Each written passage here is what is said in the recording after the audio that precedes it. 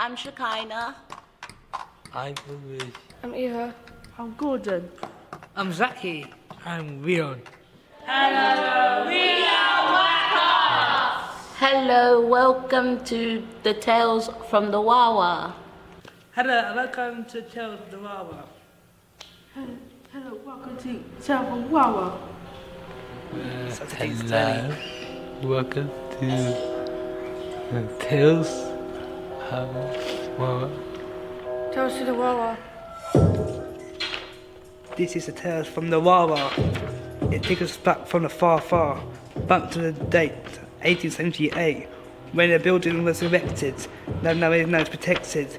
It's located up on Haverstock Hill, where young people like to chill. It's the memory, lots of history, with many great names, with the changed the paths. Our young people walk today, protecting London from bombs, with the sirens ringing.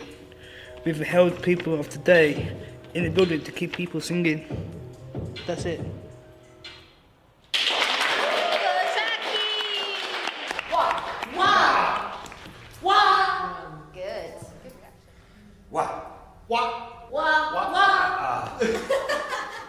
For our Easter 2019 holiday project, we have been researching the rich history and stories of the Old Town Hall in Belsize Park, home of Wac Arts since the year 2000.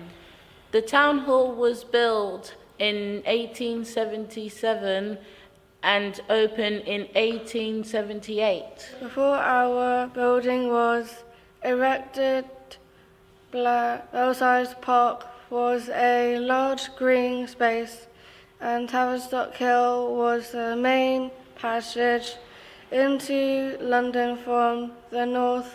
Farmers used to bring their livestock into town down this road.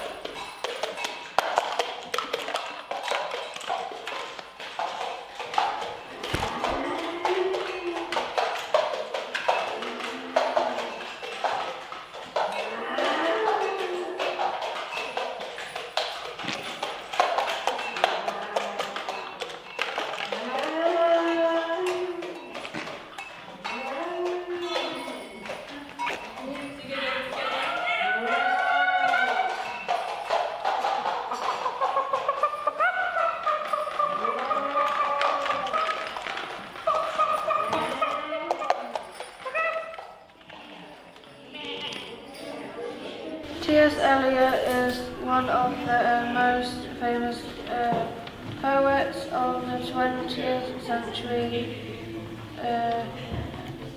He got married to Vivian Highwood at Cambridge. They were married at Hampstead Registry Office in Town Hall on the 26th of June 1915.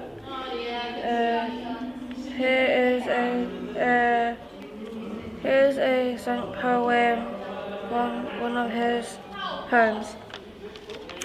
Snippet from one of his poems, yes. The poem is called Gus the Theatre Cat. Gus is the cat at the theatre door. His name, as I ought to have told you before, it's really asparagus. That's such a fuss to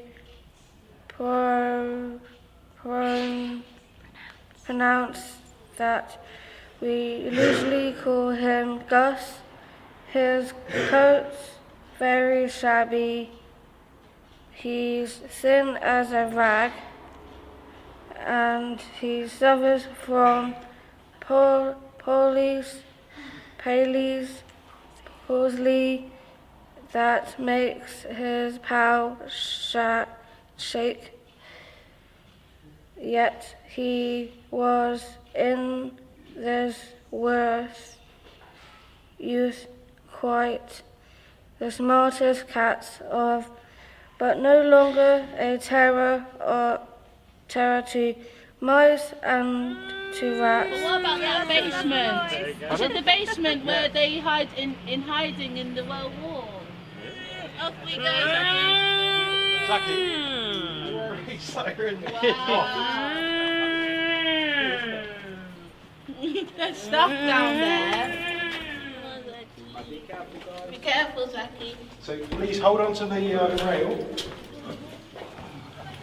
Well, it's dusty here. Wow.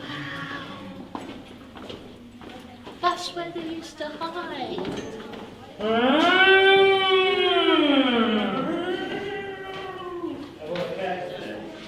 It's wicked, you know, Vicky. There's a big crack in the wall. And there's some drawings. Attention, attention. What did you say, Chicago? I said there's a drawing there Of what? of a lady. What about this writing thing down there? And there's another figure there as well. I can't read no writing. It says Orient. It looks like a cave. So, I have a story to tell. So, on the 4th of October, 1940, the town hall was bombed. And after the 1940 bombings, it was decided that they needed more shelters in this area for people in Belsize Park. Okay. And so, what they did is they got Belsize Park tube station and they built that into a deep shelter. So you had to go deep underground to shelter from the bombs. And they made bunk beds and medical posts and kitchens and sanitation bathrooms and all that sort of stuff down in the shelter in Belsize Park Station. And they also made beds for 9,600 people in the station. And so each tunnel was divided into 4 sections, and it says each section had bunks fitted along the outside wall, a single bunk at the top and a double bunk in the middle and a single bunk at the bottom, so 3 layers of bunks. There were 4,380 bunks, and each bunk was given to a named person. So it would have a little name on it for who was allowed to sleep in that bed. And if that person didn't turn up, then nobody could sleep in their bed, because they wanted to know who'd come for shelter and who hadn't come for shelter. And it might be that the people who hadn't come for shelter had got killed in the war. And so, all of these pictures are by a really famous artist called Henry Moore, and he was really fascinated by what happened in Belsize Park. So if you look at the pictures on the wall, you can see lots and lots and lots of people sleeping in a tunnel. Can you see that? Yeah, I and can if you look at see. some of them, they're in bunk beds. Yeah, there's some here. Even those ones, lots of sleeping people in a row in a tube. Yeah. And there's some of them like all like really close to each other, like bugs in the rug. Yeah, exactly. They squeezed a lot of people down there, didn't they? Yes, it's a lot of The bunks. train comes along, bang!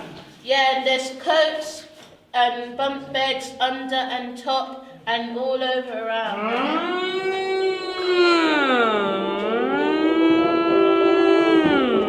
Doing the air raid again, Zaki. You really like it, even though it's scary.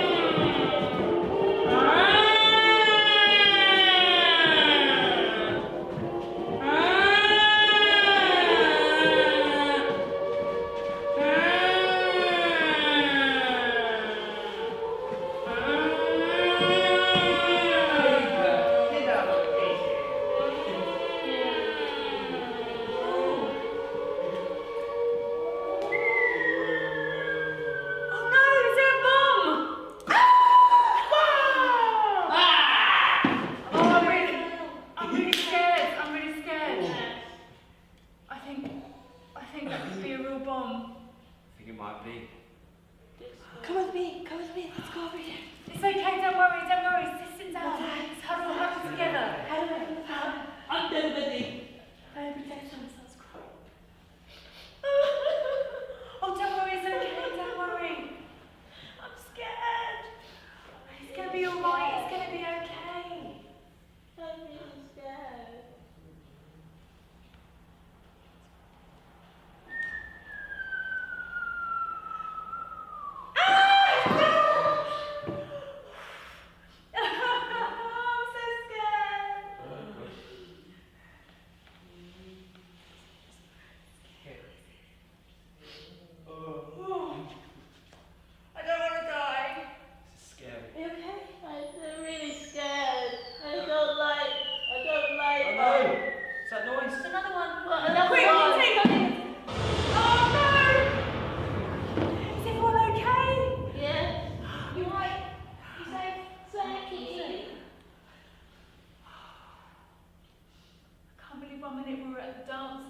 minute. Let's go home. And this is really cold in the tunnel. Cold. Yeah, it's freezing. What about my children? My children! There's another one. There's another one. Where's our family? Bro. Oh! That one sounded really close. Zaki, are you okay? Zaki, are you okay? Yes, miss. Oh, thank goodness. I hope one of our friends and family's alright. We're lucky we've got this air raid shelter. We don't know how much safer we're going to be for how long. We should be grateful we are under the ground in the station. If there wasn't there, we'd not It's have haunted though, but yeah, it's haunted. What would be your last words to your loved ones? Are you dead? Shh. No, Zaki. Nice, cold, nice, warm words. Like one word before we might not see each other again. Yeah, but they could be dead. That's right. Yes. It's like saying goodbye, or even say, I want you to know that you're my friend. Oh no! Stay calm, stay calm. It's alright, we're safe here. It's gonna be okay. It's getting closer and closer. I hear someone screaming.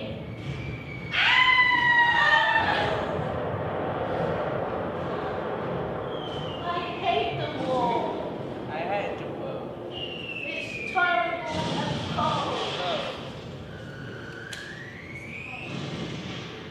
Are you okay? Zaki! Zaki! Are you awake? Zaki! Is it gonna stop? I don't know if I'm going to live to see 21. And I don't know if one of us is going to see each other again. And this is a map where all the bombs actually fell. So you can see in this area there was probably 100 or more bombs that landed. Look here. Bang! Rockets and fly bombs. Yeah. So they're all the ones around this borough here, Yeah. Zaki. So where are we on the map there? Belsize Park, Haverstock Hill. So that's our area here. And that whole area there was really, really heavily bombed. So that's why they had to build the shelters. There's a lot of them in Finchley Road. Yeah, yeah. Wow. Really nice. That's a lot of them here. Yeah. Mostly here. Yeah. But Primrose Hill, there's like a few, like 5 and 10 of them here. Yeah, But here, it's a bit spacious but different. yeah. But they even bombed all the heath as well, the whole area, because there's people living in, so they bombed everywhere, didn't they? Wow, it's like dot, dot, dot, dot everywhere. So you can see why they wanted to build the shelters, yeah? You can see why this sort of space was important. Yeah? Yes, What's the temperature like in here? it's a bit cold, but more breezy, lukewarm. But I bet it's really shivering. That's why they all wear their own blankets and coats to keep them warm, or even huddle in like tightly with each other. That's why. God, But it must be terrible Sorry. because some of them had to leave food behind and some of them get hungry. Because that's why they give them all like tips like build your own shelter and always advise them to make sure they got vegetables and fruit from their garden instead of going to the shops, and get their belongings just in case if they need any emergencies. That's the picture of where they got into the air raid shelter. who would like to spend the night in here? No, not me, thinking so because you've been voted, But exactly, what happened if we were born in this actual century? Huh? If there was no place to go, where could we hide? Do you know- How do you not been? hide in that bin? But there's bins outside there, and what if we got bombed in one of them? Well, we've got to stay here. Yeah, well, I think we should stay here. But it stood in the way, so everybody in the future Oh, can there, know now, what it is. Hello, hello. Thank you. Upstairs. Oh, it's warmer out here, isn't it? Well, it's full of webs here. Can you feel how warm it is when you come out? It's a lot warmer. Wow. That's the secret. What do you you think of it down basement. Creepy, yeah. I can't wait to tell my mum that I have went to an actual part of our secret place.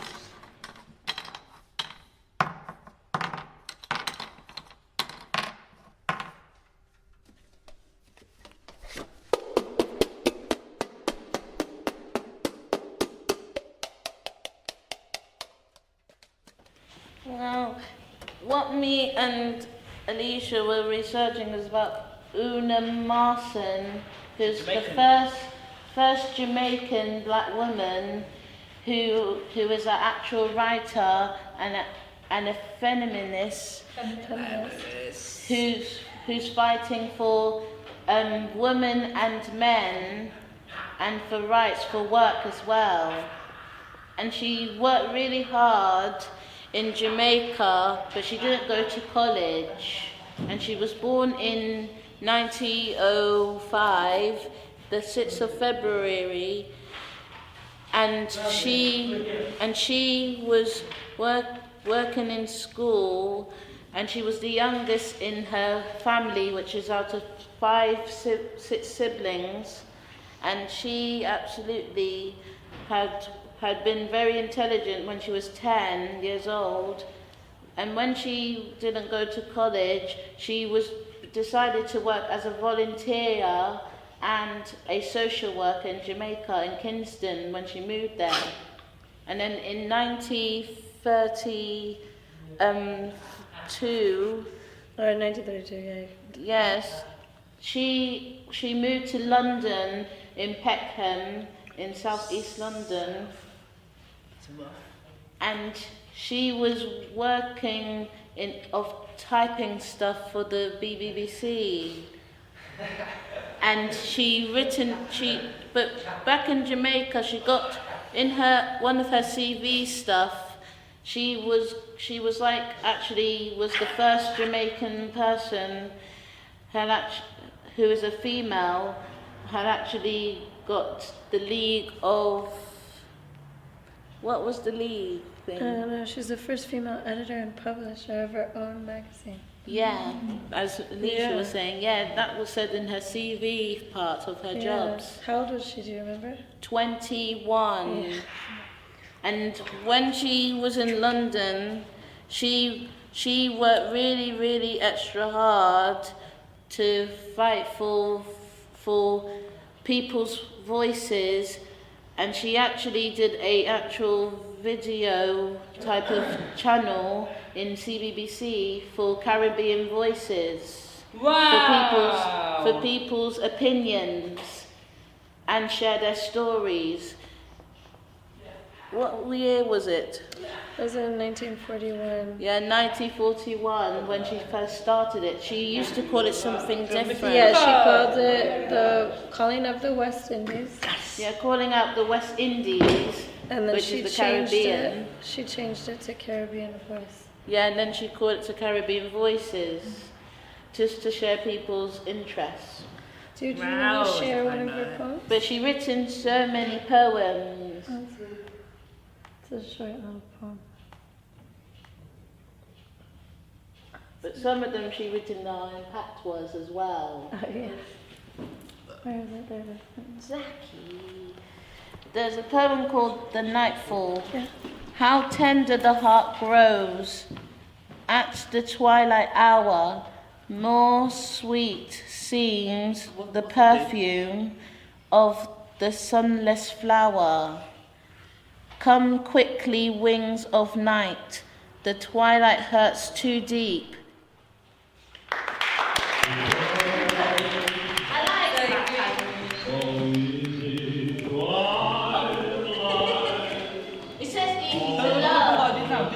Dance away, mate. Dance away. Love to dance. It's so good, mate. Yeah, they do. It's like really magical. I like another spot.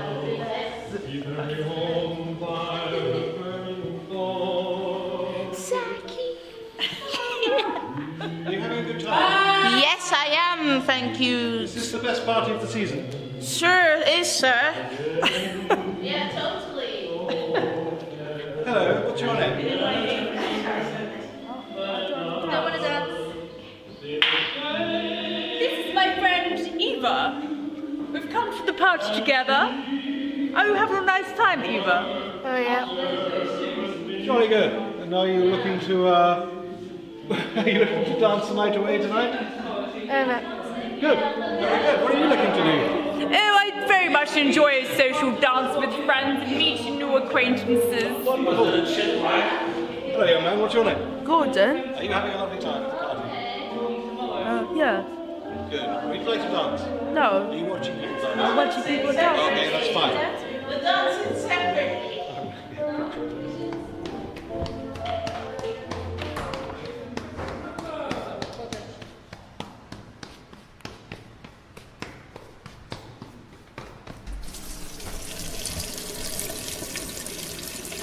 There's things that we can use for the sound.